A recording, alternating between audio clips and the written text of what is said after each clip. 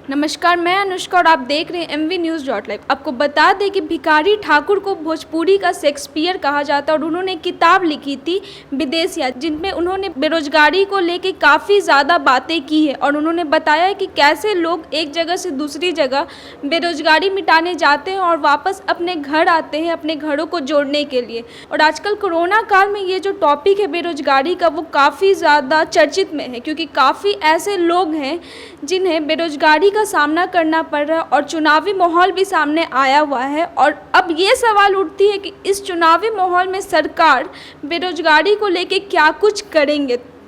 हर चुनाव में उछलता है बेरोजगारी का मुद्दा। बिहार के हर चुनाव में बेरोजगारी का मुद्दा प्रमुखता से छाया रहता है। राज्य में व्यापार और उद्योगों में रोजगार की पर्याप्त क्षमता के अभाव के कारण राज्य में रोजगार के अवसरों की कमी है। आर्थिक जगत की संस्था CMIE के सर्वे के अनुसार अप्रैल 2020 में बिहार में बेरोजगारी की दर 46.6% थी। यह संख्या राष्ट्रीय दर से लगभग दुगनी है। कोरोना संकट ने इस समस्या को और बढ़ा दिया है, जिससे कई ज़्यादा सवालें भी उठ रही है। ज़मीनी स्तर पर क्या है हालत, तो आपको बता दें कि मार्च में लॉकडाउन लगाने के बाद बड़े शहरों में कल कारखानों में कामकाज बंद हुए, तो गांव की ओर भागती प्रवासी मजदूरों की भीड़ को पूरे देश ने देखा। तब से अब तक 40 लाख से अधिक प्रवासी मजदूर बिहार लौटे। जाहिर है, मनरेगा के अलावा स्थानीय तौर पर लोगों के पास कामकाज के सीमित साधन हैं।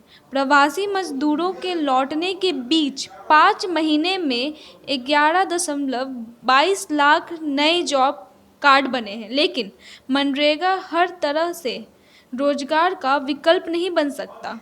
ग्रामीण इलाकों में असर ज़्यादा एक साथ 3 समस्या, कोरोना संकट, लॉकडाउन और फिर बाढ़, बिहार की ग्रामीण अर्थव्यवस्था को बुरी तरह से प्रभावित करने वाला साबित हो रहा है, क्योंकि प्रवासी मजदूर का ग्रामीण अर्थव्यवस्था में महत्वपूर्ण योगदान होता है।